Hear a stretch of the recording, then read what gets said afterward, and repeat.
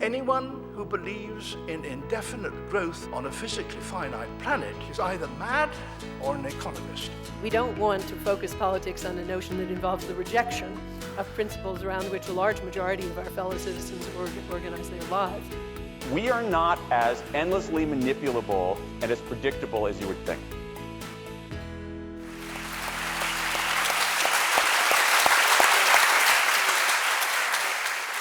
A leading general who was strongly opposed to the Bush war on terror made a very, I think, incisive point. He said, terror, has been reported in the press in the US, terror is not a movement, it's a method. And I thought that was very incisive because when you think about it, it's a method that everybody uses. Not just the groups that are called terrorists, but of course states use it all the time. Liberal democracies have used it. We, the British, used terror in Malaya in the communist counterinsurgency. So the whole war on terror is basically, according to this military perspective, a complete mistake. And I think that proved to be pretty accurate. But there is a particular type of terrorism which I think Al-Qaeda embodied, which employs the method in a particular way. And it's hard to imagine that the events of 9/11, which produced such an enormous impact on world opinion, weren't intended to do exactly that. In other words, there's a type of terror which works by disrupting the worldview, the view of the world, the perceptions of those against whom it's directed. The goal is not simply to kill numbers of people, though of course quite a few were killed in that act, but to disrupt the perceptions of the countries that have been targeted by showing that it's possible to do something of that kind. And I think the genius, in a sense, of that terrible act was anticipated by Conrad. And in his book, The Secret Agent, there's a conversation between Mr. Vladimir, who's some kind of sinister Russian at the then Imperial Russian Embassy, and Verloc, who's one of the agents, in which Vladimir recommends to Verloc that he attacks what will, in some spectacular way, what will most terrify the people at that time. And he says what he recommends is that Verloc attacks the sacred fetish of civilization at that time, which is, he says, science. Well, what Al-Qaeda did was throw it into economics, trade, prosperity, economic growth, the civilizing magic of economic growth in which people in the West, had come to believe in towards the end of the 20th century and the start of the 21st. Strategically, I think it was pretty successful because it drew the Western countries, led by America, into counterproductive military engagements which didn't achieve anything, alienated huge swathes of the world's population, cost a fortune and have accelerated American bankruptcy, and also eroded liberties and important protections of human beings like the prohibition against torture. Was it culturally disruptive? This is my last point. Well, it was, of course, to a large extent. It sent a tremor of doubt, which has remained throughout Western societies about what they can expect of the future. But I don't think it actually did disrupt totally or profoundly the central illusion of many people in Western countries towards the end of the 20th century, which is embodied in the idea that is expressed in the perception that Al-Qaeda is not modern, whereas I think it is. What Al-Qaeda tried to do, and was partially successful in doing, was to disrupt a modern view of the world in which the whole world will be eventually pacified by a combination of rising prosperity and spreading democracy. I think it did disrupt that modern idea. What it didn't do was to enable people to see themselves, and I don't think even they see themselves, as modern, and I think they are radically modern, not only in their techniques, which involve using encrypted websites and global franchising operation and that kind of thing, but in their goals. I don't find anything, what I've read of Islam, which suggests that the world can be transformed into a kind of anarchic utopia by spectacular acts of violence. That's a modern idea, not an Islamic idea. So they're modern, and I think that hasn't been swallowed yet, because what we tend to think, all the politicians, most people who write about these matters, is the more modern we get, the more peaceful, the more liberal, the more democratic, the more civilized. So it's quite thought-provoking to realize that this group which disrupted our modern worldview was itself modern. I'm quite interested in the idea, I think Reza Aslan mentioned it, the idea that it's a belief system where people are prepared to die for it. And I was quite struck by Anders Breivik, who was prepared to kill, but he wasn't prepared to die for what he did. I was wondering what your thoughts were on the fact that there does seem to be something quite unique about Al-Qaeda, where the people, it's a cosmic war, as Reza Aslan said, and they were prepared to die for it in a way that others haven't been. There is the difference you mentioned. Suicide bombing as a technique was developed and refined by the Tamil Tigers, who are Marxist-Leninists and who believe that there's nothing after death.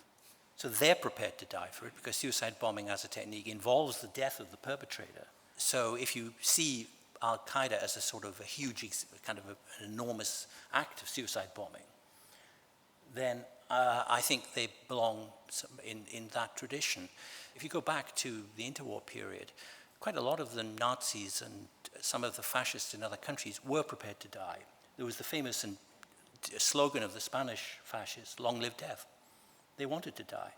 So, I think being willing to die, using your body as a weapon, your life as a weapon, using yourself as a sort of expendable resource, is found in many traditions, secular as well as religious. Let's not forget also quite a lot of the Nazis and a lot of the fascists were not religious. They were disciples of a certain type of vulgarized Nietzscheanism. I'm just going to read a little extract from my book, but I'm just going to preface it. I had booked a trip to New York the following week after 9/11. And after 9/11 happened, I realized that it wasn't a good idea to fly. But what was surprising as I realized it in my own process was realizing that it wasn't because I was scared of being bombed, but I was aware that there was going to be an awareness that I might be one of the bombers. And I found this quite a new development. And it made me just think about my own identity in the sense that I'd never really been, I'd been very comfortably British and Muslim, and those kind of questions hadn't really come to me. So I started sort of writing about this, and eventually this led to this book. When I was growing up, the stain, the baggage of being Muslim or British, Pakistani, you have that in this country. So America, it always felt like a ground zero in the sense of going there and you could start again. And so I always had this idea that if it didn't quite work out in Britain, I could always go to America, and they didn't really know anything about what Muslims were, so you could start again. Because nobody really, it was an undefined kind of quality in some ways. And that was taken away by 9/11. So it was just those kind of thoughts which I was referencing in this short piece. It starts with me, with my mum, watching the second tower falling in my home. I was in the living room of my mother's house eating keema aloo with chapatis when the second tower collapsed in a mountain of dust. My mother was crying. Those poor people, all they were doing was going to work, she said, going to earn money for their families. Why did they deserve to die? Who would do such a thing? I continued eating and said nothing. Since she didn't speak English, my mum would often ask me to translate what she was seeing into Urdu. Who are these idiots who are taking innocent lives, she continued. Don't they have a conscience taking fathers from children? What are they saying?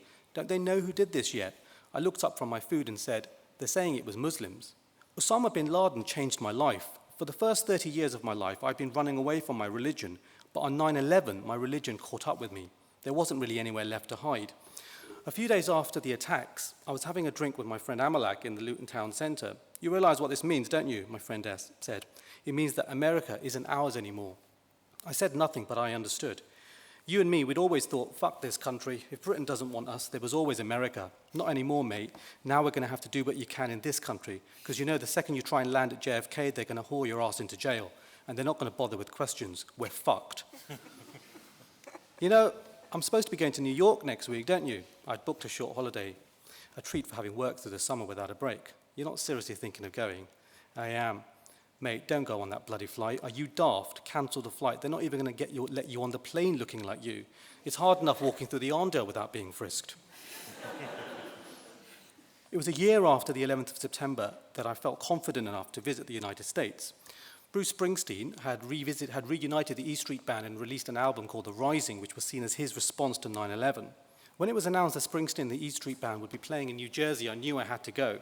I bought myself a ticket and I packed photocopies of newspaper articles that I had written, because if the immigration official wanted evidence that I was a journalist, I wanted to have it available.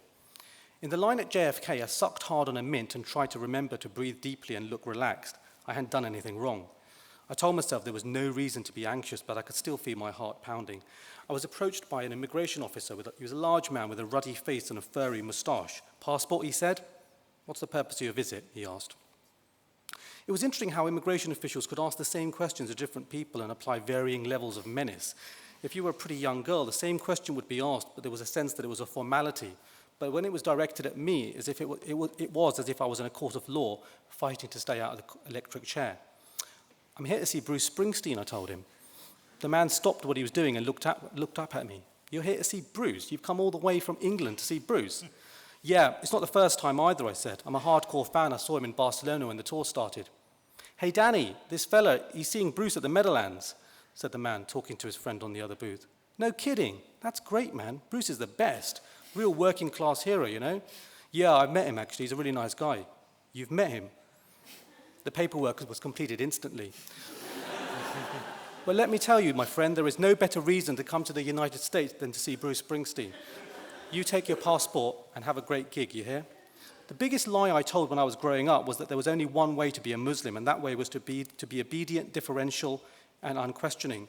It was to reject pleasure and embrace duty, to renounce sensuality and to never ask why. Even as a young boy, this didn't appeal, so I spent my life thinking that I was a bad Muslim. But the irony was that for all the temptations, I never actually did anything too bad. I never even drank. I did not become involved with any extremist groups, and I kept believing in an Islam which was more tolerant, which didn't take itself too seriously, which didn't burn the books of those it did not approve of.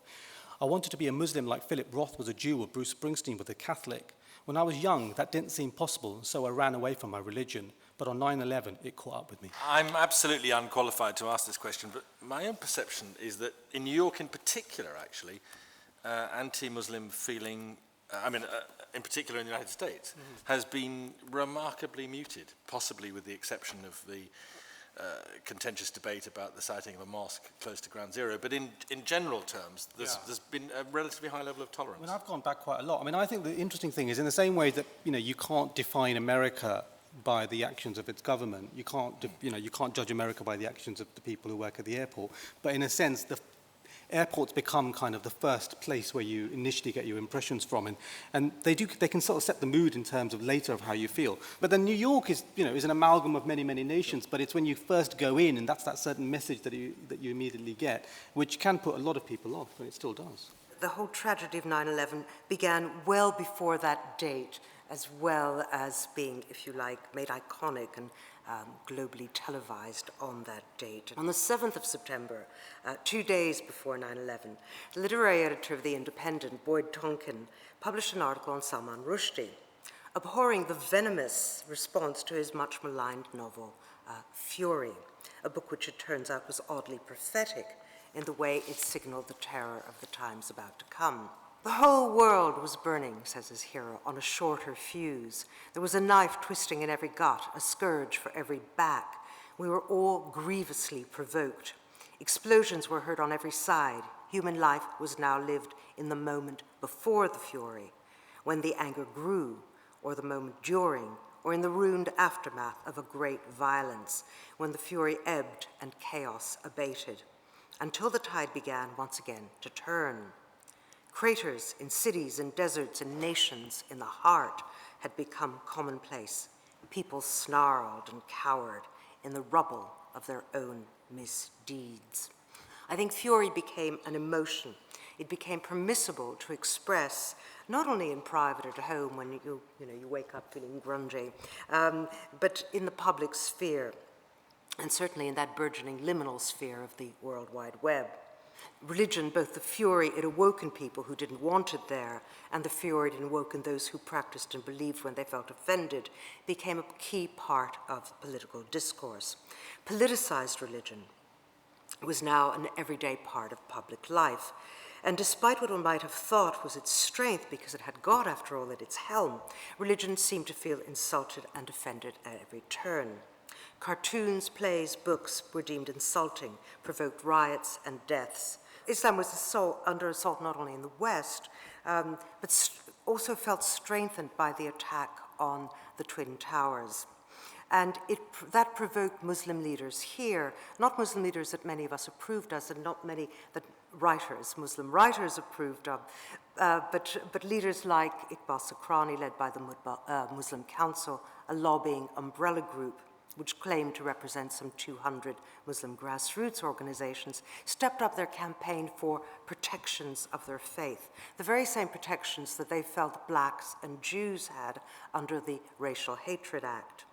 What they had long wanted was an extension of our very dusty blasphemy laws, which were then still in place and of course have now gone as a result of all of this and as a result of much campaigning. They wanted those blasphemy laws to include Islam. And by 2004, the Labour government decided to give with one hand what they had taken away with another. And a badly drafted and far too broadly drafted law to criminalize incitement to religious hatred made its way through the Commons. Writers, and all the ones included in this volume, which is very broad in its reach, stood up and included comedians, artists, theater directors, and they all fought back in a campaign which was called Free Expression is No Offense.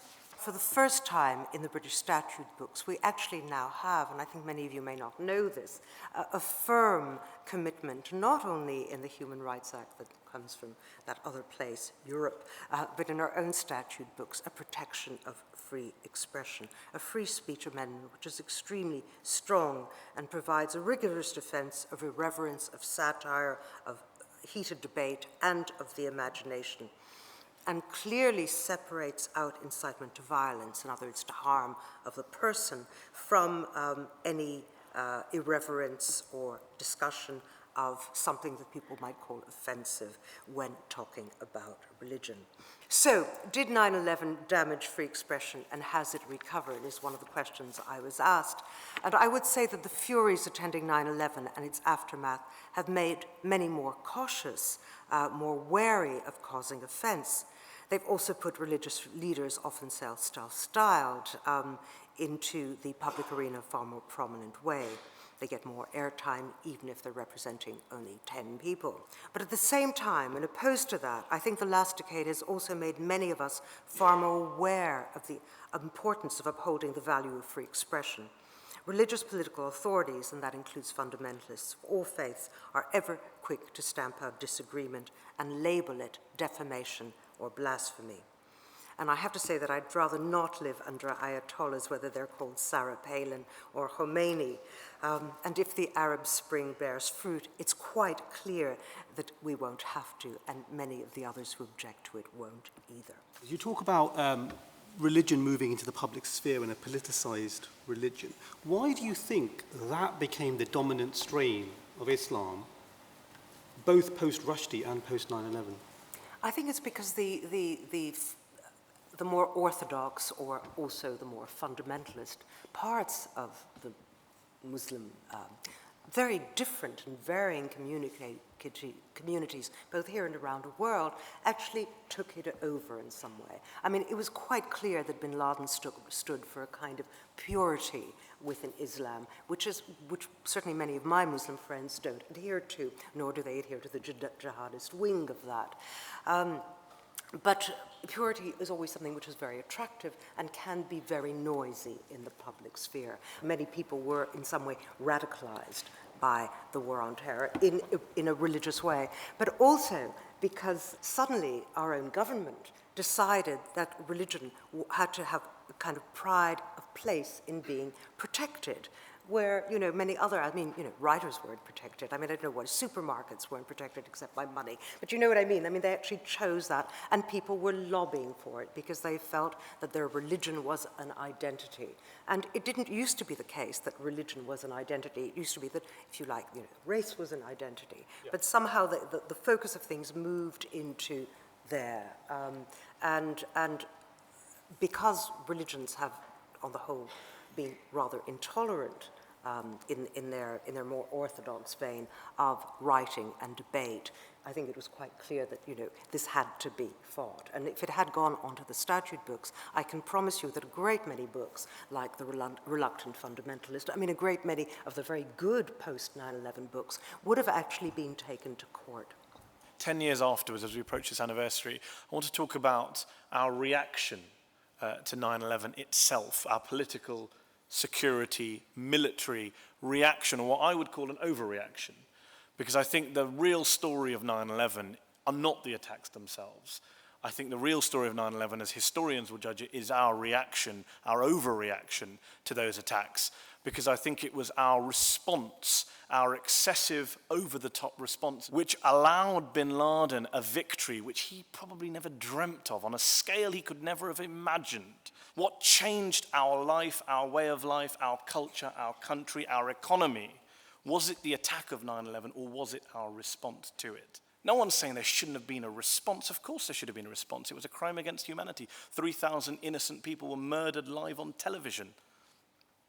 But was it the right response to declare war on terror, this phrase war on terror, and thereby give the terrorists, those criminals, those murderers, the status they so desperately craved, the status of holy warriors? We gave them that status. They didn't get that on their own. We declared a war on terror. We invaded 2 countries, one of which was totally unrelated to the events of 9/11. We squandered $4 trillion. You cannot even begin to envisage a number that big and what could have been done with that money over the last 10 years. Fighting a war which led to the deaths of hundreds of thousands of more people than died on that original Tuesday morning in Manhattan and in Washington, D.C. Along the way, we abandoned our values. Torture, waterboarding, targeted killings, extraordinary rendition. All that we've done with our reaction, our overreaction, this war on terror over 10 years, is we've had more war and more terror. Terrorism is all about inducing fear. It is the fear of the next attack. And we have had a natural and inevitable and understandable fear. We've had terrorist attacks in London, we've had terrorist attacks in New York, in Madrid, in Bali. And then we've had the fear that's been ramped up by some of our more irresponsible and cynical leaders.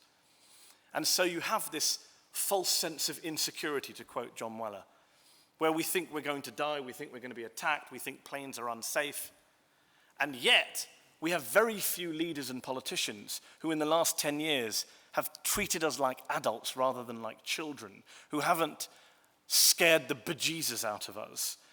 And we've had very few people who can step forward and say 10 years on, actually, it's not just about whether you're safer, actually you were always safe. It may not have felt like that, but the facts are the facts. I don't want to trivialize those deaths that have occurred from terrorism over the last 10 years. But the fact of the matter is, whether it was 2001 or 2011, the statistics show you're as likely to be killed by a terrorist as you are by a wayward meteor or asteroid. In every year since 9/11, fewer Americans have been killed in acts of international terrorism than drowned in their bathtubs. On 9/11, Muslims were in the unique position of being both perpetrators and victims.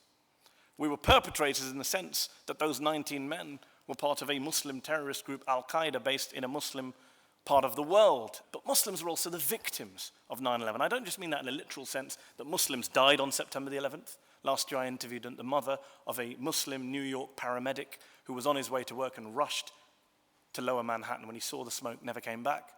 But also, Muslims were the victims in 2 other ways.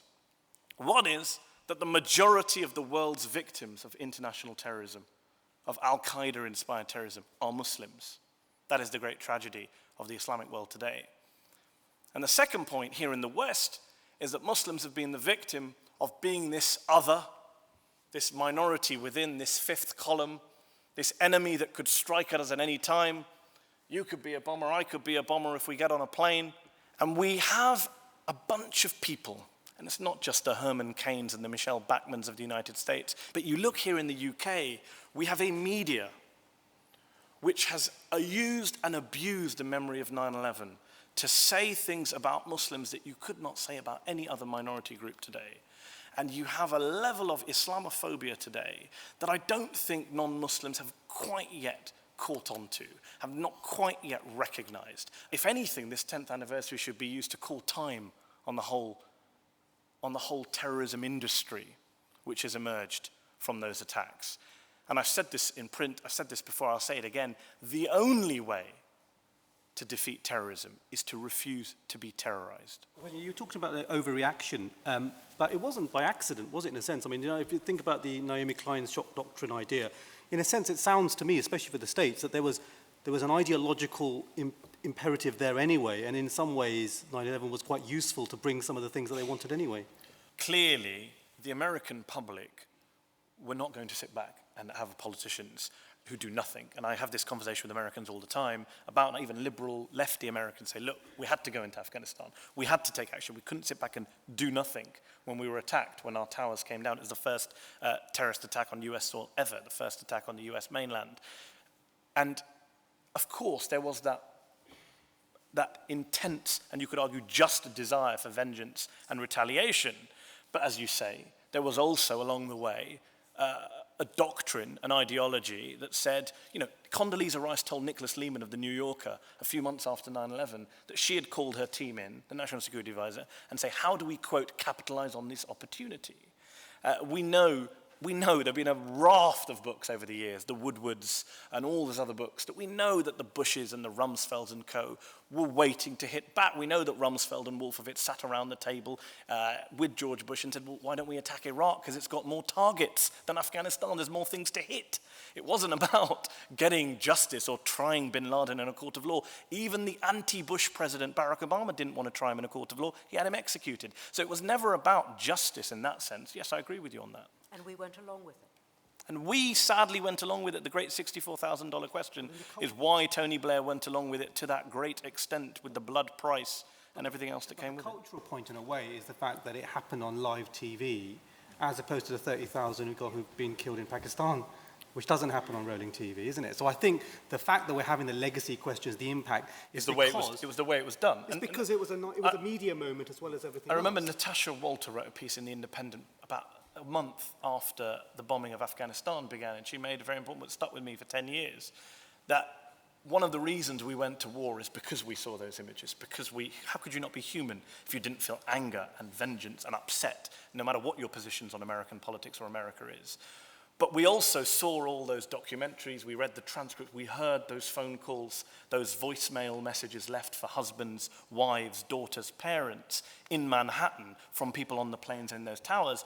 And you cried. You couldn't do anything else than cry. And yet, yes, the people who died under the bombs in Iraq and Afghanistan, we didn't hear their voicemail messages. The people in Afghanistan didn't have any phones to leave voicemail messages on. And that is one of the other legacies of 9/11 now. 10 years later, our media, in particular television and broadcasting, I think there's still this issue where we value one set of lives in the world more than another, rightly or wrongly, and our media play a huge role in that, in saying, these people have died, we will tell you about these people have died too, we either don't have time or we're not bothered. It's just harder to humanize them. It's more convenient. I don't agree it's harder to humanize. It's more convenient to humanize somebody who lives in New York than it is somebody in Lahore, isn't it? Because you can't, it takes more effort. It needs to have reporters on you the say ground that, in but Lahore. you say that, but then where does, for example, something we haven't mentioned is where does Israel fit into that? Because my great objection, I'm a former Sky News producer, my great objection when I worked at Sky is we always rolled when someone blew something up in Tel Aviv. We did not roll, we just did a little ticker when 17 Palestinian dead in airstrike. We don't see that, but we see the streets in Tel Aviv and we identify because it looks like the streets of London or Birmingham or Manchester.